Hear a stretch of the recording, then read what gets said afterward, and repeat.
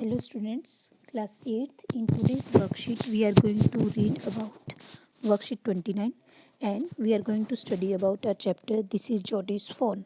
जो चैप्टर हमने प्रीवियसली भी किया है आज भी हम उसे कंटिन्यू करेंगे. तो फर्स्ट ऑफ ऑल रिकैप्चुलेशन पार्ट आपका जो कि यहाँ पर दिया गया है. Answer the following questions. Read these statements and tick if true और फॉल्स. इन स्टेटमेंट्स को पढ़ो और बताओ कि क्या ये सही है या गलत है. The lion is called the king of jungle. Lion जो है उसे जंगल का राजा कहा जाता है. ट्रू और फॉल्स. ऑब्वियस ही बात है, आप सबको पता है शेर जंगल का राजा होता है तो ये होगा true. Animals are are enemies. जो जानवर हैं वो हमारे दुश्मन हैं. ठीक है, तो ये ट्रू है या फॉल्स है? बिल्कुल गलत है, ये फॉल्स है. कोई किसी का दुश्मन नहीं है. The eagle can fly above the clouds. Eagle जो होते हैं क्लाउड्स के ऊपर भी क्या कर सकते हैं? फ्लाई कर सकते हैं. ये बात है कि ईगल जो है हाई फ्लाई करते हैं पर क्लाउड्स के ऊपर दैट डिपेंड्स ना, तो हम इसे फॉल्स की कैटेगरी में लेकर चलेंगे. Ostrich can not fly. Ostrich उड़ नहीं पाते. फॉल्स. Sorry, true.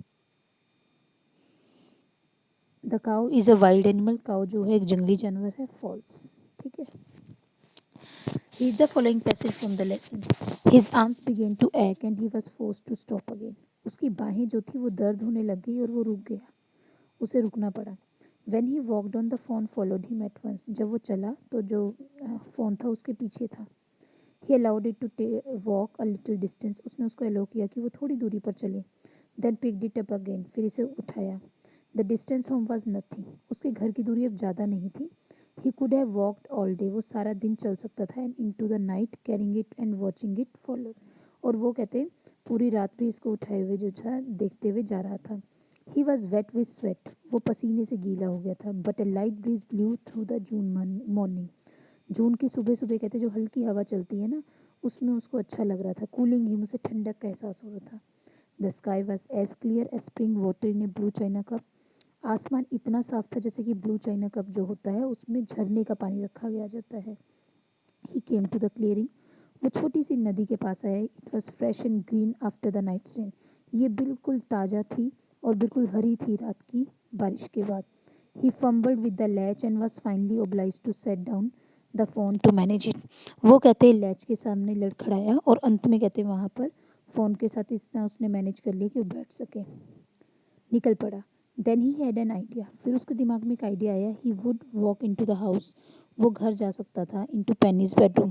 पेनी के बेडरूम में वो जाना चाहता था. With the fawn walking behind him. उसने कहते जो फ़ोन था हिरन का बच्चा था उसके पीछे पीछे आने लग गया. But at the steps the phone bagged. कहते पर सीढ़ियों पर जो फ़ोन था वो पीछे की तरफ झिझका, यानी अंदर उसने जाने से मना कर दिया. Refuse to climb them. उसने मना कर दिया अंदर उसको ऊपर चढ़ने में. He picked it up and went to his father. उसने इसे उठाया और अपने पापा के पास ले गया. पेनी ले विद क्लोज्ड आइज. पेनी कहते हैं आंखें बंद करते हुए वहाँ पर लेटे हुए थे.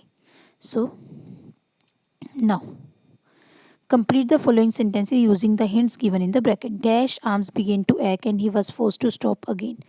किसकी बाहें दर्द हो रही थी और कौन था जो वहाँ पर रुका? जॉडी की. ऑब्वियस ही बात है, जॉडी फ़ोन को उठा के ला रहा था ना. It was a month of. अगर जून का महीना है तो क्या लिखेंगे आप? जून, क्योंकि पैराग्राफ में जून दिया गया है. The sky was as clear as dash in a blue china cup. क्या बताया था? स्प्रिंग वाटर मतलब झरने का पानी. It was fresh and dash after the night rain. कहते ये फ्रेश था और ग्रीन हरा लग रहा था रात की बारिश के बाद. हु इज़ पेनी. पेनी कौन है? आप लिखेंगे इसका आंसर. पेनी इज़ क्या है? Jody's father. क्या लिख देंगे आप यहाँ पर?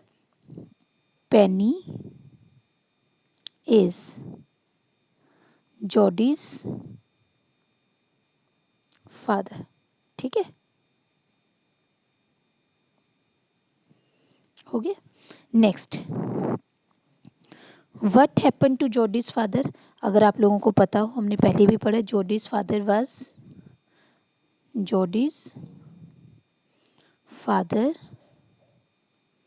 Was bitten. किसने काटा था उन्हें? By a rattlesnake. Rattlesnake ने उन्हें काट दिया था.